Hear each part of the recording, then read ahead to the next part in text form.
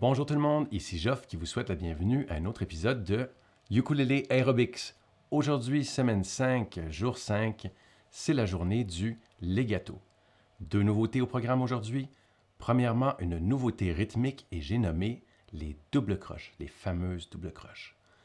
Deuxième nouveauté, nous allons voir ensemble un concept que l'on nomme le turnaround. Ça se traduit en français soit par revirement ou retournement.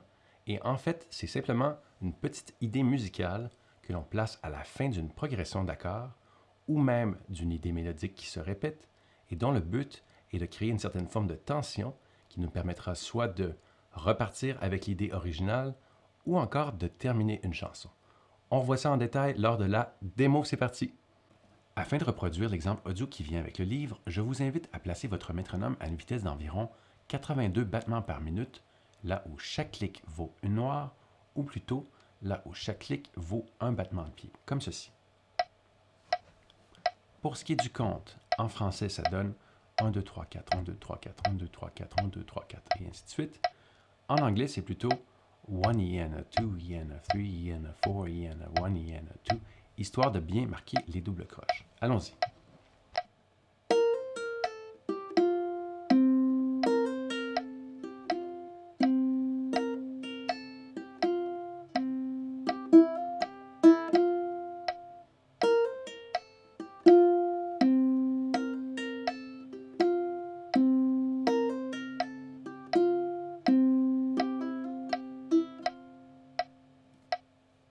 Pour ce qui est de la vitesse réduite, je vous propose comme d'habitude de réduire le tempo de moitié et de placer votre métronome à une vitesse de 40 battements par minute, là où chaque clic vaudra une noire, ou si vous préférez, là où chaque clic vaudra un battement de pied. Puisque nous travaillons à une vitesse qui est plutôt lente, il est préférable, comme toujours, d'allumer les subdivisions sur votre métronome. Dans le cas qui nous intéresse, puisque la subdivision la plus petite au niveau rythmique est une double croche, il est préférable d'utiliser les subdivisions en double croche sur ce même métronome. Comme il s'agit de la première fois où nous utiliserons ces subdivisions, je tiens à vous mettre en garde et vous rassurer, c'est normal, au début, la première fois qu'on utilise ces subdivisions, c'est un peu plus difficile, alors je vous invite à persévérer et à faire preuve de patience car ça vaut vraiment la peine, ça va vraiment vous aider à développer des doubles croches solides. Ça donne ceci. Au niveau du compte, donc, 1, 2, 3, 4, 1, 2, 3, 4, 1, 2, 3, 4, 1, 2, 3, 4. Donc, on tape le pied sur chaque fois où on dit 1. En anglais, 1 E N A, 2 E N A, 3 E N A, 4 E N, et ainsi de suite. À ce moment-là, en anglais, on tape sur le pied sur les chiffres, donc 1, 2, 3 et 4. OK, allons-y.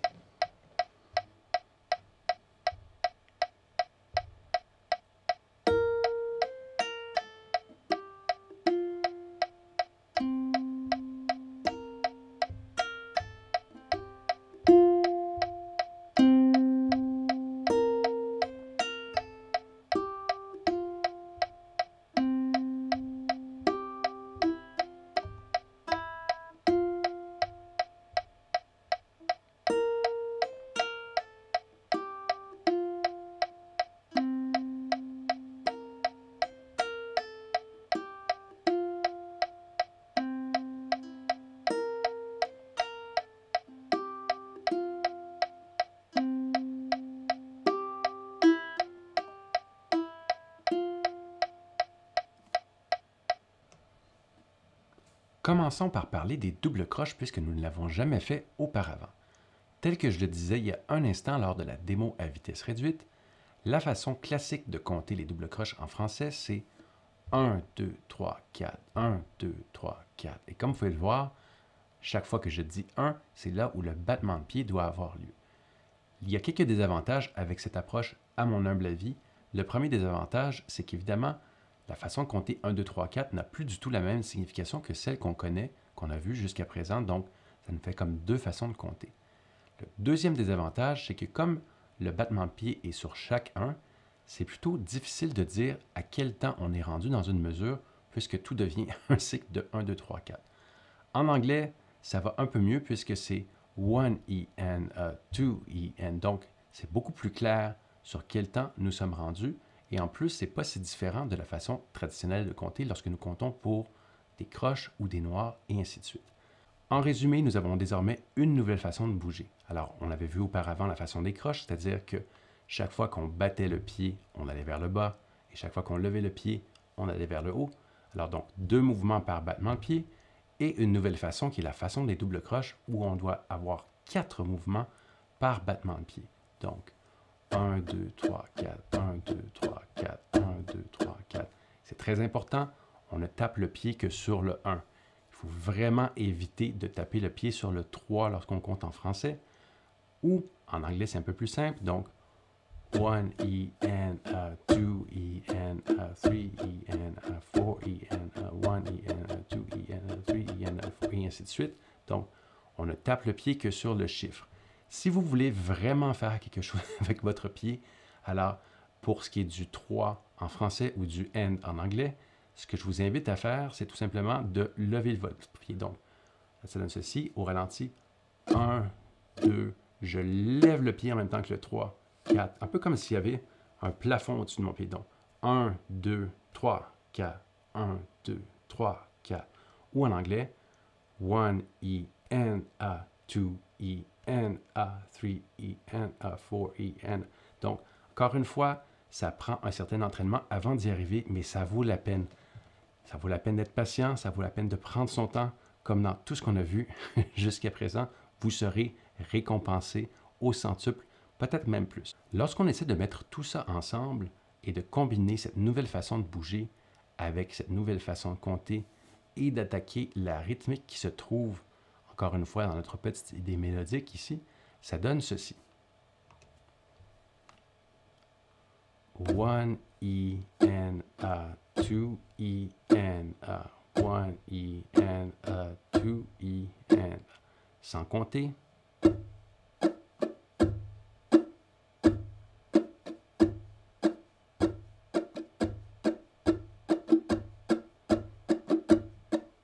Voyons maintenant le pas à pas pour ce lick. Et pour simplifier les choses, ce qu'on va faire, c'est qu'on va découper en petites bouchées bien comestibles toutes les idées qu'il y a dans ce lick. Alors, première chose à dire, en réalité, ce lick est constitué de 2 phrases musicales distinctes.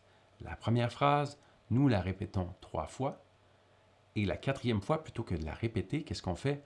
On va balancer la 2e phrase qui va nous servir de turnaround, qui nous permettra soit de recommencer la boucle ou encore de terminer la chanson selon le contexte. Alors parlons de la première phrase et on va voir que cette première phrase est elle-même en fait divisée en deux sections tout à fait différentes. La première section, c'est la section legato, donc avec les hammer-on pull-off, et la deuxième section, c'est tout simplement des notes qui ne sont pas legato. Première section, première position, premier doigt, première corde, c'est parti donc. On joue cette note. On va enchaîner avec un hammer-on à la 3e case sur la même corde, donc avec le 3e doigt. Tout simplement. Une fois qu'on est là, qu'est-ce qu'on fait? On revient d'où on est parti, donc on va faire un tiré, un pull-off, pour revenir avec le premier doigt à la première corde. Donc, une fois qu'on est ici, on va simplement faire un autre tiré. Donc, c'est notre 2e tiré de suite afin d'arriver à la corde à vide. Ce qui donne, si on met tout ça ensemble, très bien. Alors, il faut le pratiquer quelques fois peut-être. Idéalement, ce que vous tentez de faire lorsque vous pratiquez, c'est d'avoir un volume relativement égal entre ces différentes notes qui sont générées soit par le tiré ou encore par le martelé. L'autre chose à laquelle il faut faire attention, c'est de ne pas accélérer ou ne pas tomber à côté de la rythmique établie pour l'exercice. Donc, peut-être lorsque vous familiarisez, c'est peut-être pas si important de se préoccuper de la rythmique, mais dès que vous êtes assez familier avec les mouvements et avec le chemin pour vos doigts, à ce moment-là, rappelez-vous, recherchez à avoir un volume constant et à respecter la rythmique sans accélérer ou ralentir. Donc, on refait. Ensuite, deuxième section, on change de corde. On vient placer notre 3e doigt sur la 2e corde à la 3e case, suivi du premier doigt, toujours sur la même corde, et finalement, la corde à vide ici. Donc, si on met tout ça ensemble, Ça, c'est l'idée qui n'est pas legato, donc la deuxième section de cette première phrase. On la refait, je pense que je peux faire mieux que ça. Les joies du live, hein, que voulez-vous? Alors, toute la phrase au complet, pas trop vite, ça donne ceci.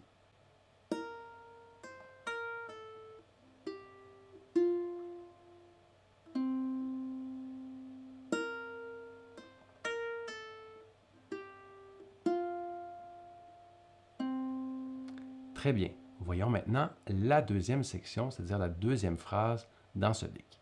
Alors, pour la deuxième phrase de ce lick, on va débuter le tout à la deuxième corde, à la troisième case, avec le troisième doigt, avec cette note. Cette fois-ci, on va toutefois faire un tiré, donc un pull-off vers la corde à vide. Allons-y. Une fois qu'on est là, qu'est-ce qu'on fait? On fait un martelé pour venir placer le premier doigt. Donc, ça, on met tout ça ensemble. Et on va continuer notre chemin avec un deuxième martelé de suite, histoire de revenir au point de départ. Donc, ça donne ceci.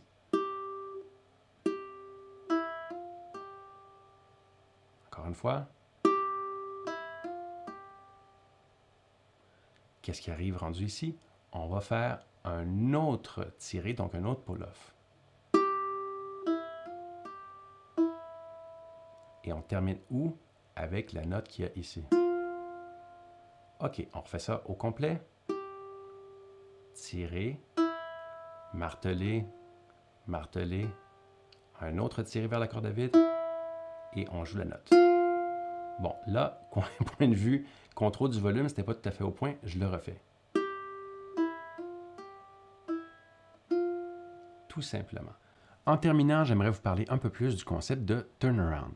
Comme on vient tout juste de le voir, le lick est en fait constitué de deux idées mélodiques distinctes et évidemment, la deuxième idée mélodique, c'est ce qui sert de turnaround puisque nous jouons la première idée 3 fois et à la quatrième fois, on vient jouer cette deuxième idée qui nous permet de repartir dans un autre cycle puisque ça crée une petite tension et c'est suffisamment différent. En fait, c'est différent pourquoi? Parce que, bon, c'est pas les mêmes notes, ça part pas sur la même corde, mais surtout, en fait, c'est carrément l'inverse. Alors, plutôt que d'y aller d'un martelé au début, on part sur un tiré, donc un pull-off. Donc, c'est vraiment parfait pour créer cette forme de tension qui nous donne le goût d'y aller pour un autre cycle. Alors, ce que le livre vous propose, c'est de vous enregistrer en utilisant les accords de Fa et de Do septième et après de tenter de jouer cette mélodie par-dessus. Donc, je vous invite à faire l'exercice à la maison, mais histoire de vous donner une idée de quoi ça a l'air, j'ai pensé faire moi-même cet enregistrement, alors c'est parti.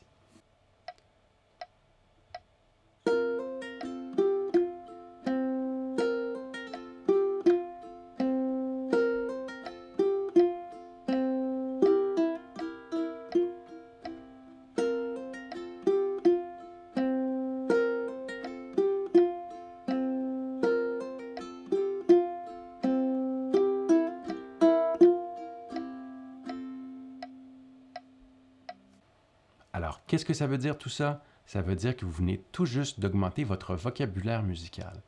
Ainsi, la prochaine fois que vous verrez une chanson où il y a un accord de Fa suivi d'un accord de Do septième, vous pourrez utiliser ce lick comme bon vous semble, selon l'humeur du moment, histoire, encore une fois, de pimenter votre chanson. Alors, j'espère que ça vous a plu. Je vous souhaite une excellente journée et on se revoit demain pour un autre cours de Ukulele Aerobics. Bye tout le monde!